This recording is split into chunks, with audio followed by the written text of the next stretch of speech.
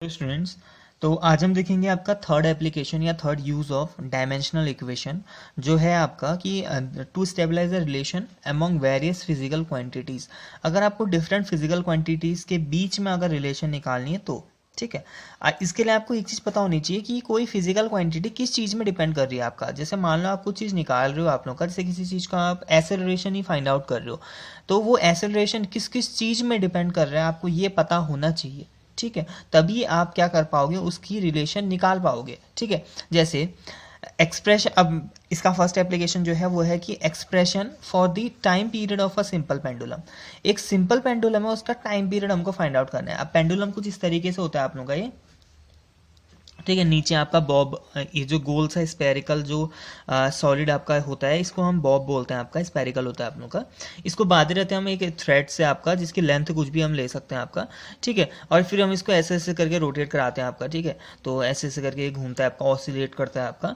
तो ये simple pendulum है। तो इसका जो आपका टाइम पीरियड होता है ना, हमको इसका टाइम पीरियड फाइंड आउट करना है। तो इसका जो ओवरऑल जो टाइम पीरियड होता है ना, टी, वो फॉलोइंग चीज में डिपेंड कर सकता है आपका। The time period of the simple pendulum depends on following, ठीक है। नंबर पहली चीज किस में डिपेंड करता है, कर सकता है आपका। पहली चीज है आपका कि बॉब, जो ये बॉब नहीं है आपका नीचे वाला, इसके मास पर, ठीक है। अगर टाइम पीरियड जैसे मान लो आपका, ठीक है। सेकंड चीज है ये इसकी थ्रेड पर, ये कितनी लंबी है, ये लेंथ कितनी है आपकी, ठीक हो गया, length of thread, length L of thread, ठीक है। तीसरी चीज हम ग्रेविटी में भी कह सकते हैं आपका कि ये किस में डिपेंड करेगा, आपका ग्रेविटी। ग्रेविटी का मतलब होता है कि कितना अट्रैक्ट, नीचे से कितना अट्रैक्शन, क्योंकि जब आप इसको इधर पर रखोगे तो ये अट्रैक्ट होगा आप लोगों का, नीचे से जमीन इसको अट्रैक्ट, जिसकी वजह से ये नीचे को आपका आएगा, ठीक है। फिर जब ये वहां जाएगा तब ये फिर दोबारा से वापस आता है। इसी वजह से होता है कि ग्रेविटेशनल एक्सेलरेशन इसको अपनी तरफ को पुल आउट कर रहा होता है आप लोगों का। तो लास्ट चीज है आपका ग्रेविटी या ग्रेविटेशनल एक्सेलरेशन, जिसको हम बोलते हैं आपका। तो ओवरऑल हमको और कोई चीज़ हमको दिखाई नहीं दे रही है आपका, एक सिंपल पेंडुलम ने बना रखा है, तो बस तीन चीज़ें ही पॉसिबल है आपका कि इसका टाइम पीरियड इन तीन चीज़ में डिपेंड कर सकता है। अब हमें नहीं पता ये कैसे डिपेंड करेगा, क्या पता एल स्क्वायर में डिपेंड करे, फॉर्मूले में एल स्क्वायर आए, एल क्यूब आए, एल आए, ठीक है, कुछ आएगा, हमें नहीं पता आपका, ठीक है। तो वो चीज़ हम निकालते हैं। तो कैसे सॉल्व करते हैं, तो यहाँ समझना, जब आपको ये चीज़ें पता होती हैं आप लोगों का कि किस किस चीज़ में डिपेंड कर रहा है, तो उसके बाद हम सिंपल लिखते हैं कि जो टी होता है वो प्रोपोर्शनल है, किस किस के प्रोपोर्शन है, एम के, एल के और जी के।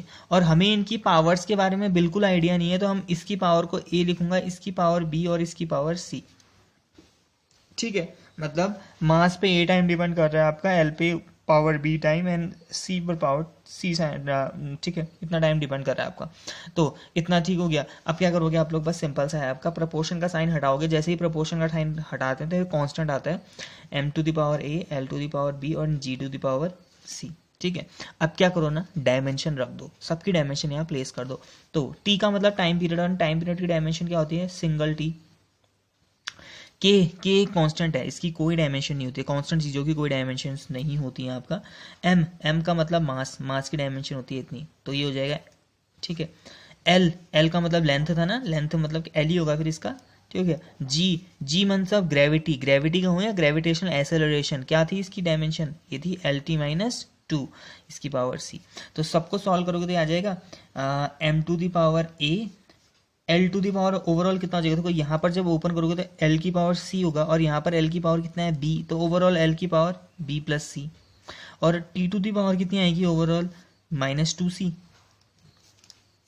ठीक है। इतना ही तो आएगा। और लेफ्ट हैंड साइड में क्या है, सिंगल टी।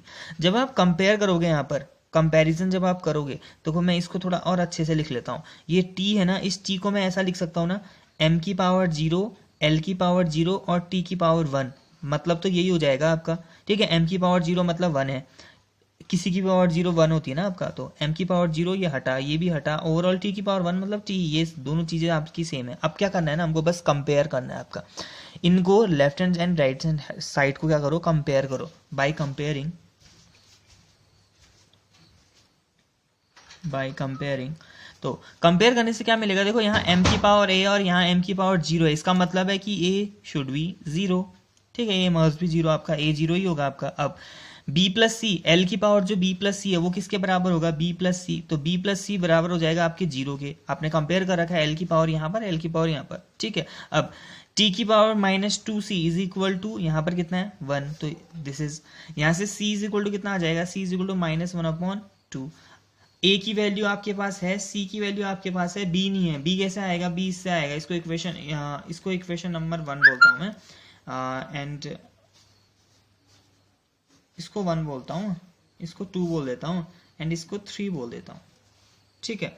तो इक्वेशन 3 से देखो, इक्वेशन 3 में, फ्रॉम इक्वेशन 3, ठीक है, इक्वेशन 3 में इस सी की वैल्यू पुट करोगे तो क्या आ जाएगा, b minus 1/2 is equal to 0, ऐसा ही आएगा। ये वैल्यू यहाँ पर प्लेस करोगे तो यहाँ से b इज इक्वल टू क्या आ जाएगा 1/2। ये सारी वैल्यू ना जो a और b और c निकाली हमने, a b और c जो हमने निकाली, इन सबको इक्वेशन 1 में रख दो। तो substituting the values of A B C in equation 1, क्या आ जाएगा इक्वेशन 1 से, t इज प्रपोर्शनल टू, अच्छा t is equal to k m की पावर a कितना आया, a 0 है, ठीक है। l की पावर कितना 1/2, और t की g की पावर माइनस 1/2, इतना कुछ आया। तो यहाँ पर से जो फॉर्मूला आएगा वो देखना क्या आएगा, t is equal to k, m की पावर 0 तो हट गया, वो 1 होता है, हट गया, l की पावर हाफ एंड g की पावर हाफ, माइनस हाफ था, माइनस ऊपर नीचे चले गया तो प्लस बन गया, ठीक है। और पावर हाफ होती है, इसका मतलब क्या होता है, इसका मतलब होता है अंडर रूट, तो ये हो जाएगा t इज इक्वल टू के अंडर रूट l अपॉन जी। तो दिस इज द फॉर्मूला। वैसे क्या कहते हैं, जब हम एक्सपेरिमेंटली सॉल्व करते हैं तो इस जो k का जो वैल्यू होती है ना, प्रैक्टिकली आपका जो k की वैल्यू होती है ये 2 पाई होती है आपका, तो ये जो कांस्टेंट होता है इसकी एक्चुअल वैल्यू 2 पाई होती है आपका, तो ये कुछ इस तरीके से फॉर्मूला आ जाता है आपका। वैसे हम सॉल्व यहीं तक करेंगे आपका, लेकिन एक्चुअल फॉर्मूला ये होता है आपका, ठीक है, k की जगह 2 पाई होता है आपका। तो हमने देखो, हमको एक पेंडुलम का टाइम पीरियड हमको फाइंड आउट करना था, हमने फाइंड आउट कर लिया, उसका फॉर्मूला हमने निकाल लिया।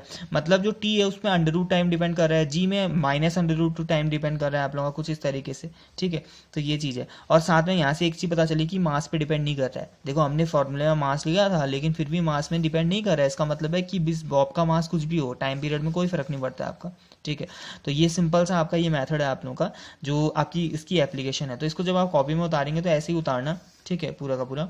बस यहाँ पर लिख लेना आपका कि the time period of simple pendulum depends on following, ठीक हो गया, ये उसके बाद आप ये पूरा कर सकते हैं, ठीक है। अब इसी के जैसा एक क्वेश्चन करना है जो न्यूमेरिकल है आपका, ठीक है। तो कुछ ये है, ठीक है, इसको करते हैं। The critical velocity VC of a liquid flowing through a tube depends on upon coefficient of viscosity eta, ठीक है, of the liquid, density rho of the liquid and radius R of the tube. तो इसके हिसाब से जो VC है, VC मतलब critical velocity है, वो प्रपोर्शन है, किस किस के प्रपोर्शन है, एक तो ईटा के प्रपोर्शन है, दूसरा रो के प्रपोर्शन है, एंड तीसरा आर के प्रपोर्शन है। अब हमें पता नहीं कितनी पावर है, तो रो की पावर ए, इसकी power B, and R to the power हम सी हम कंसिडर कर लेंगे, ठीक है। नेक्स्ट स्टेप क्या होता है, वी सी, प्रपोर्शन का साइन हटता है, कांस्टेंट लगाना पड़ता है, तो K eta to the power A, rho to the power B, and R to the power C, equation number 1, ठीक हो गया। नाउ हम क्या करेंगे, सबकी डायमेंशन यहाँ प्लेस करेंगे। तो सबसे पहले क्रिटिकल वेलोसिटी ना, उसकी डायमेंशन होती है एल टी माइनस 1,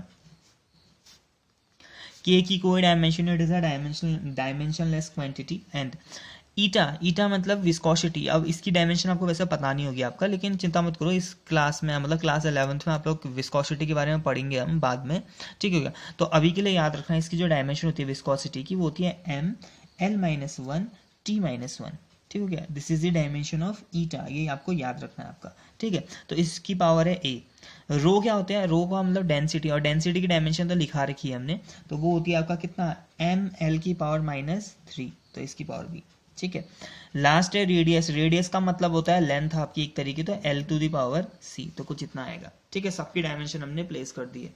तो यहाँ पर से थोड़ा सा सॉल्व करते हैं इसको, तो ये बन जाएगा एम की पावर ए, एल की पावर माइनस ए, टी की पावर माइनस ए, ठीक है। पहला ब्रैकेट ओपन कर दिया, दूसरे ब्रैकेट को भी ओपन कर दो, अंदर भेज दो power L to the power minus 3 भी, और तीसरे वाले को L to the power C. तो जल्दी से मुझे बताओ ओवरऑल कितना एम है, एम की पावर ओवरऑल कितनी हो जाएगी, यहाँ ए है यहाँ बी है, पावर ऐड हो जाती है ना आपका, तो ए टू ए प्लस बी हो जाएगा। एल की पावर यहाँ भी एल, यहाँ भी एल, यहाँ भी एल, तो ये जाएगा -a-3b + c, ऐसे ही t की पावर -a, इतना कुछ आया। ठीक है, लेफ्ट हैंड साइड को भी मैं अच्छे से लिख लेता हूँ, m की पावर 0, l की पावर 1 और t की पावर -1। ठीक हो गया, ये lt -1 है, ये हमने ऐसे लिखा। बस अब क्या करना है, कंपेयर, तो कंपैरिजन करना है आपका यहाँ पर। ठीक है, तो यहाँ से बन जाएगा a + b = 0, a + b = 0, m की पावर यहाँ a है, यहाँ 0 है, इसका मतलब बराबर है, तो ठीक है। यहाँ पर से सेकंड टर्म -a-3b + c = 1, और तीसरा टर्म -a = -1। ठीक हो गया, तो -a = -1, तो यहाँ से a = कितना आएगा, 1 आ जाएगा आपका। a की वैल्यू आपने निकाल दी है। अब a की वैल्यू को यहाँ पर प्लेस करोगे तो ये कितना आ जाएगा, यहाँ पर अगर मैं रखूंगा तो ये हो जाएगा 1 + b = 0, this implies that b = -1। ठीक है, तो a भी आ गया एंड b भी आ चुका है। अब बस c निकालना है, तो यहाँ वाली इक्वेशन थे, इसको इक्वेशन 2 बोलता हूँ। चलो, तो फ्रॉम 2 में से काम करते हैं आप लोगों का, तो ये हो जाएगा आपके पास -a की वैल्यू, -a की वैल्यू है -1, अच्छा -1, -3 × -1 + c = 1, तो सारी वैल्यू प्लेस करना है a और b की, इस वाले में कुछ ऐसा ही आएगा। तो यहाँ से हो जाएगा ये -1 + 3 + c = 1, यहाँ से ये 2 हो गया आपका, और 2 सेट गया तो -2 एंड c = -1, तो c की वैल्यू कितनी आ जाएगी, -1। एट लास्ट ये सारी की सारी वैल्यू a b c की वैल्यू इक्वेशन 1 में प्लेस कर देना, तो फ्रॉम इक्वेशन 1 क्या जाएगा, vc = k, ईटा की पावर एंड रो की पावर एंड r⁴। ठीक है, ईटा की पावर a थी, a 1 है, रो की पावर b थी, b -1 है, एंड c भी -1 है, तो यहाँ से फॉर्मूला फाइनली आपके पास आ चुका है, k ईटा रो r। तो this is the critical velocity का फॉर्मूला आपका। तो हम, अगर आपके पास कोई भी चीज़, आपके पास की कोई भी फिजिकल क्वांटिटी किन चीज़ों में डिपेंड कर रही है, अगर आपको ये पता है तो आप इजीली उसका फॉर्मूला आप गेन कर सकते हो, उसका एक्सप्रेशन आप गेन कर सकते हो गया। तो ये कुछ आपकी ये मेथड है आपका। तो पसंद आए तो लाइक शेयर सब्सक्राइब कीजिएगा। ठीक है,